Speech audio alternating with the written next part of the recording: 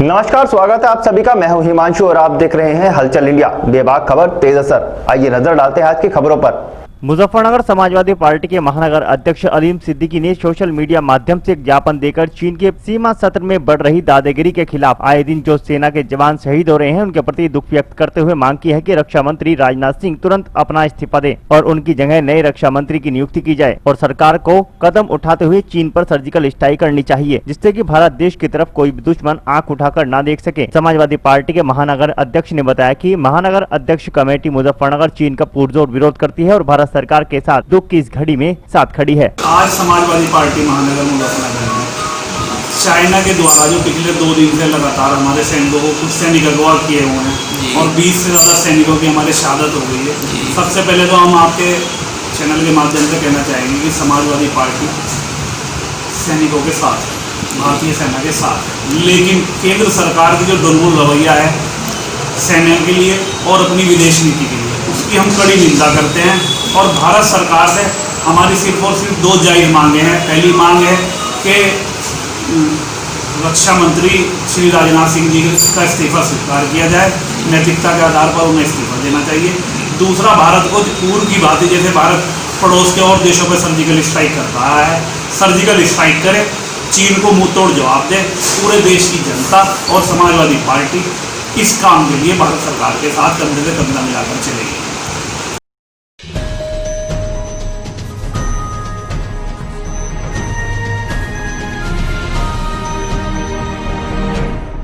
मुजफ्फरनगर के मीरापुर थाना क्षेत्र के गांव नरसिंहपुर चुडियाला में बच्चों को लेकर हुई मामूली कहासुनी के विवाद में बड़े भाई ने छोटे भाई की कुल्हाड़ी से काटकर निर्मम हत्या कर दी। हत्या के बाद आरोपी मौके से फरार हो गया। पुलिस ने शव को कब्जे में लेकर पोस्टमार्टम के लिए भिजवा दिया। मीरापुर थाना क्षेत्र के गाँव नरसिंहपुर चुडियाला निवासी अलीमुद्दीन उर्फ भूरा पुत्र नूर मोहम्मद व उसका बड़ा भाई वरीसुद्दीन अपने परिवार के साथ एक ही घर में रहते हैं। मंगलवार को इनके घर में पड़ोस के कुछ बच्चे खेल रहे थे, जिन्हें वरीसुद्दीन ने अपने घर से जाने के लिए कहा तो वरीसुद्दीन की पुत्रवधू शबनम ने अपने ससुर को बच्चों को भगाने से मना किया। तो इस बात से वरीसुद्दीन नाराज हो गया और उसने अपनी पुत्रवधू को गाली गलौज करना शुरू कर दी। इसी बीच अलीमुद्दीन वहां पर आ गया और उसने अपने बड़े भाई से पुत्रवधू को गाली गलौज करने से इनकार किया। तो इस बात को लेकर दोनों भाइयों में कहासुनी हो गई। वरीसुद्दीन अपने छोटे भाई पर बीच में दखल नहीं देने की बात कहते हुए चिल्लाने लगा और नाराज होकर उस समय घर से बाहर चला गया तथा रात्रि में वापस लौटा और रात्रि में खाना खाने के बाद वरीसुद्दीन छत पर सोने चला गया, जबकि बाकी पूरा परिवार घर के आंगन में ही सो गया। रात्रि में करीब 3 बजे वरीसुद्दीन छत से नीचे आया और आंगन में चारपाई पर सोए अपने भाई अलीमुद्दीन उर्फ भूरा की कुल्हाड़ी से काटकर निर्मम हत्या कर दी। आरोपी ने अपने भाई पर तब तक कुल्हाड़ी से वार किए जब तक उसकी मौत नहीं हो गई। उसकी चीखने की आवाज सुनकर अन्य परिवार के सदस्य भी जाग गए तो हत्यारा कुल्हाड़ी फेंक कर मौके से फरार हो गया। शोर शराबा सुनकर पड़ोस के लोग भी जग गए और मौके पर जमा हो गए। परिवार में कोहराम मच गया। सूचना पर पुलिस भी मौके पर पहुंच गई और शव को कब्जे में लेकर पोस्टमार्टम के लिए भिजवा दिया। अर्ली मॉर्निंग पुलिस को सूचना मिली थी कि नरसिंहपुर चुडियाला नया गांव है थाना मीरापुर क्षेत्र में, वहाँ पे बड़े भाई द्वारा छोटे भाई की हत्या का मामला प्रकाश में आया। मौके पर पुलिस पहुंची और वहाँ पे देखा कि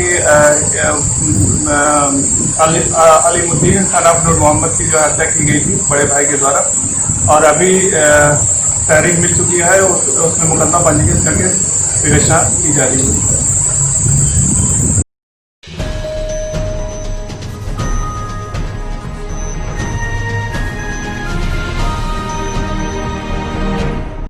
मुजफ्फरनगर की रामराज पुलिस की दिन निकलते ही बदमाशों के साथ मुठभेड़ हो गई। थाना अध्यक्ष रामराज सत्येंद्र नागर ने दिन निकलते ही शातिर बदमाश को मुठभेड़ में लंगड़ा कर दिया। एसएसपी अभिषेक यादव, एसपी देहात नेपाल सिंह और सीओ जांच शकील अहमद के कुशल निर्देशन में रामराज पुलिस ने बदमाशों की धरपकड़ का अभियान शुरू किया है। रामराज थाना अध्यक्ष सत्येंद्र नागर पुलिस के साथ टिकोला गंग नहर पर चेकिंग कर रहे थे कि सामने से एक बाइक पर सवार 2 बदमाश आते दिखाई दिए। बदमाशों को पुलिस ने रुकने का इशारा किया, जिस पर बदमाशों ने मारने की नीयत से पुलिस पर ही फायरिंग कर दी, जिसमें पुलिसकर्मी बाल बाल बच गए। वहीं पुलिस ने घेराबंदी करके मुठभेड़ में शातिर वाहन चोर नवाब उर्फ भूरा पुत्र हाशिम निवासी बिहारी थाना सिकेड़ा को गिरफ्तार कर लिया। मुठभेड़ के दौरान बदमाश पुलिस की गोली लगने से घायल हो गया, जबकि उसका एक साथी शहजाद मौके का फायदा उठाकर भागने में कामयाब रहा। बदमाशों पर विभिन्न थाना क्षेत्रों में 1 दर्जन से अधिक मुकदमे दर्ज हैं। पुलिस को बदमाशों के कब्जे से तमंचा, कारतूस और बाइक बरामद हुई है। मुठभेड़ की सूचना पर सीओ जांच शकील अहमद भी मौके पर पहुंचे।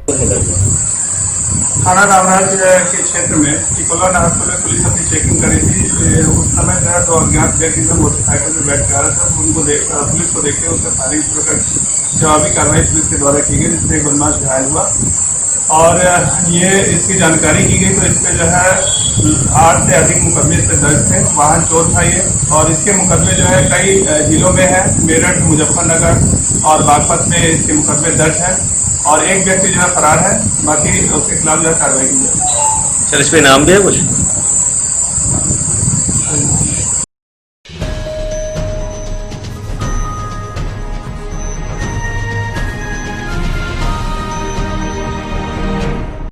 मुजफ्फरनगर के शाहपुर थाना क्षेत्र से लापता 25 वर्षीय युवक का शव संदिग्ध परिस्थितियों में पेड़ पर लटका मिलने से इलाके में हड़कंप मच गया। सूचना पर पहुंची पुलिस ने शव को कब्जे में लेकर पोस्टमार्टम के लिए भेज दिया। घटना के बाद सूचना मिलने पर परिजनों में कोहराम मच गया। मृतक युवक के परिवार वालों ने पुलिस को तहरीर देकर कार्रवाई की मांग की है। दरअसल पूरा मामला शाहपुर थाना क्षेत्र के सोरम रोड का है, जहाँ गोकलपुरी मोहल्ला निवासी 25 वर्षीय भरत कुमार पुत्र नकली सिंह मंगलवार की शाम से लापता चल रहा था, जिसको लेकर लापता युवक की तलाश के दौरान उसका शव सोरम रोड स्थित सुरेश सैनी की ट्यूबवेल पर पेड़ से संदिग्ध परिस्थितियों में लटका हुआ मिला, जिससे इलाके में सनसनी फैल गई। सूचना पर पहुंची पुलिस ने परिवार की तहरीर के आधार पर शव का पंचनामा भरकर पोस्टमार्टम के लिए भेज दिया। हालांकि पुलिस हत्या या आत्महत्या के साथ कई अन्य कारणों पर भी संदिग्ध परिस्थितियों में हुई मौत की जाँच कर रही है। घटनास्थल पर देखकर लग रहा है कि युवक की हत्या करने के बाद उसका शव पेड़ से लटकाया गया है। एक युवक भरत कुमार नामक युवक है, ये सोरम में अपनी रिश्तेदारी में गया था। वहाँ से रात में लौटते समय काफ़ी नशे की हालत में था, वैसे नशे का आदी रहा है। लौटते समय ये पेड़ पे संदिग्ध अवस्था में लटका हुआ पाया गया है। सवेरे सूचना मिली है, उस समय जाके थानाध्यक्ष द्वारा इन्होंने पंचायतनामा की कार्रवाई की। अभी इस बारे में बहुत कुछ क्लियर नहीं कहा सकता है, क्योंकि ये पोस्टमार्टम के लिए भेज दिया गया है। पीएम रिपोर्ट आने के बाद हम इसमें स्थिति स्पष्ट कर पाएंगे। सर प्रथम दृष्टि क्या लग रही है, आत्महत्या है? इस संदेह की स्थिति है, क्योंकि पैर जो है वो ज़मीन पर लगा हुआ है, तो ऐसा लगता है कि इसके साथ कोई घटना कारित की गई है। अभी पीएम के बाद ही बहुत स्थिति स्पष्ट हो पाएगी।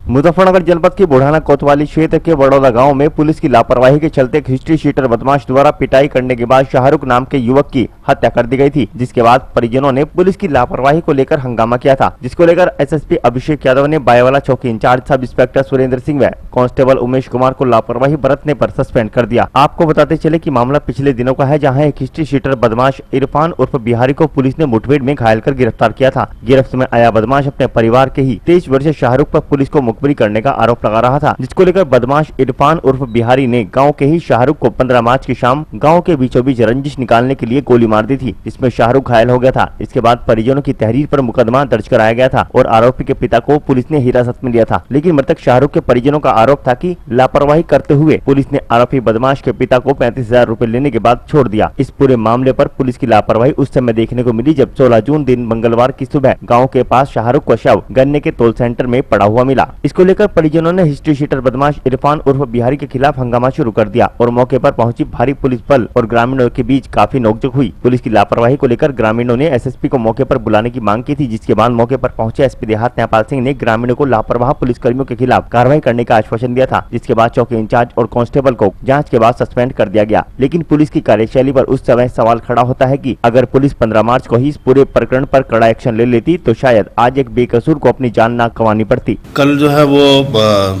उसकी जांच मेरे द्वारा की गई थी। पुलिस पे जो आरोप लग रहे थे उसमें आंशिक सत्यता पाई गई है। उस संबंध में जो है रिपोर्ट उच्च अधिकारियों को प्रेषित कर दी गई थी। कल उनका चौकी इंचार्ज बायवाला सुरेंद्र सिंह और वहाँ पे जो नियुक्त हेड कांस्टेबल उमेश, ये दोनों निलंबित कर दिए गए हैं। सर आगे की क्या जांच चल रही है इस पूरे प्रकरण पर? अब इसमें कुछ लीड मिला है और बहुत ही जल्दी इस घटना का अनावरण हम लोग कर देंगे।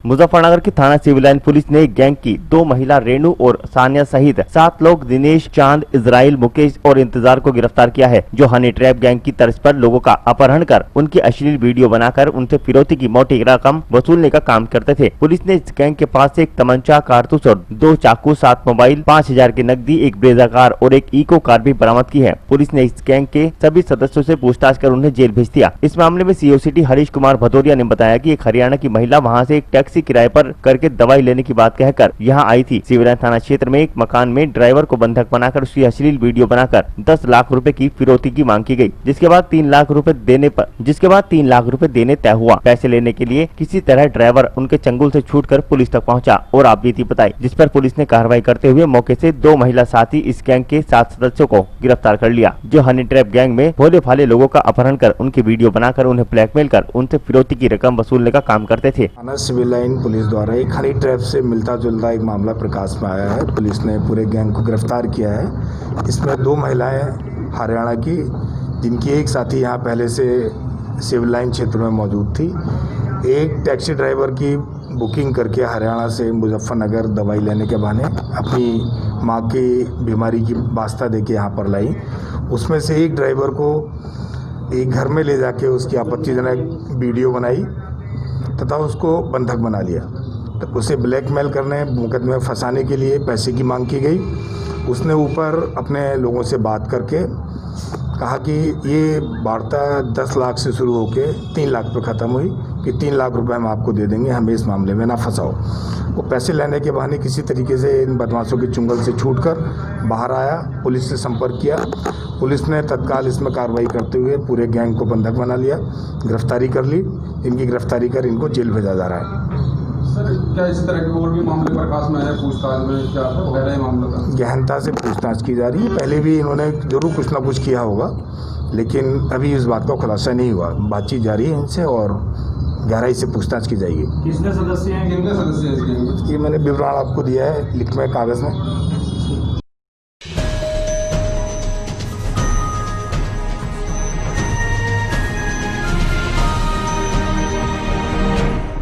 सोमवार की देर रात पूर्वी लद्दाख में LAC पर चीन ने धोखे से भारतीय सेना के जवानों पर हमला कर दिया था, जिसमें जहां भारत के जवान शहीद हुए थे तो वहीं भारतीय सेना के जवाब में चीनी सैनिक को भी बड़ा नुकसान हुआ है। चीनी सेना की इस कायरतापूर्ण हरकत के बाद भारत में हर तरफ चीन के खिलाफ गुस्सा भड़क उठा है। बुधवार को उत्तर प्रदेश के जनपद मुजफ्फरनगर में भी क्रांति सेना के कार्यकर्ताओं ने चीन के खिलाफ अपना गुस्सा जाहिर करते हुए चीन का झंडा आग के हवाले कर जमकर विरोध प्रदर्शन किया। क्रांति सेना के महासचिव मनोज सरी ने मीडिया से बात करते हुए कहा कि चीनी सेना द्वारा धोखे से जिस तरह भारतीय जवानों पर हमला किया गया है, उसके विरोध में चीन का झंडा आग के हवाले किया गया है।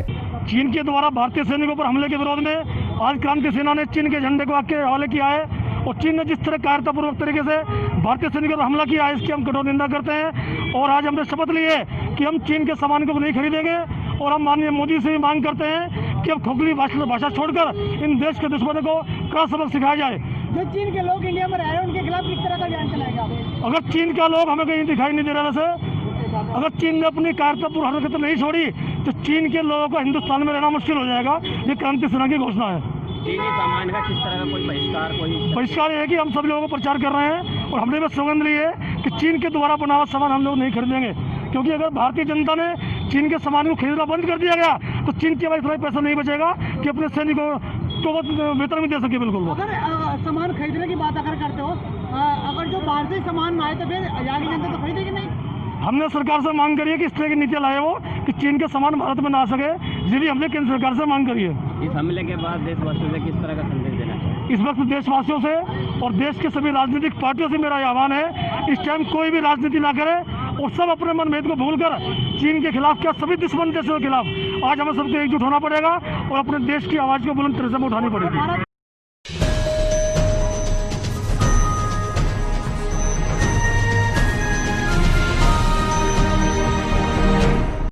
मुजफ्फरनगर जनपद के चरथावल ब्लॉक में एक महिला सहित 2 की रिपोर्ट कोरोना पॉजिटिव आने से हड़कंप मच गया। दरअसल मामला जनपद मुजफ्फरनगर के थाना चरथावल क्षेत्र के गांव का है, जहां किसान काफी समय से बुखार से पीड़ित था, जिसको परिजनों ने 3 दिन पूर्व अस्पताल में उपचार हेतु भर्ती कराया था। CHC प्रभारी डॉक्टर सतीश कुमार ने बताया कि किसान को बुखार आ रहा था, जिसे परिजनों ने उपचार हेतु भर्ती कराया था। चिकित्सकों की टीम ने किसान की सैंपलिंग की थी। बुधवार को किसान की पॉजिटिव रिपोर्ट आने पर गाँव में हड़कंप मच गया है। वहीं एक गाँव निवासी महिला भी बीमार थी, उसे भी परिजनों ने उपचार हेतु भर्ती कराया था, जिसकी रिपोर्ट पॉजिटिव आने पर गांव में हड़कंप मच गया। कई दिन पूर्व बीमारी से ग्रसित महिला सहित 13 लोगों के सैंपल लिए गए थे, जिसमें 11 लोगों की रिपोर्ट नेगेटिव आई है और महिला सहित 2 की रिपोर्ट पॉजिटिव आने से गांव में हड़कंप मचा है। 73 सैंपल के परिणाम प्राप्त हो चुके हैं। 5 जिसमें से जो है 5 कोरोना पॉजिटिव पाए गए हैं। एक कल रात में भी कोरोना पॉजिटिव मिले थे, तो उसको मिला करके इसमें हम लोग का जो है 84 कुल कोरोना पॉजिटिव लोग हैं। आज के जो 5 लोग मिले हैं उसमें से एक प्राइवेट लैब से हैं जो खालापार से, चरसावल से 2 हैं, कुल्हेड़ी और छिमाऊ से,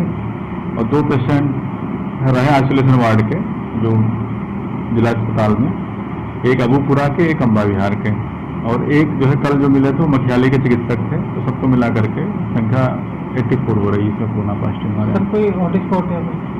हॉटस्पॉट के बारे में डॉक्टर से रिपोर्ट ली जा रही है, जैसा अगर उनका सुझाव होगा उसके आधार पर फिर हम लोग आगे निर्धारण करेंगे।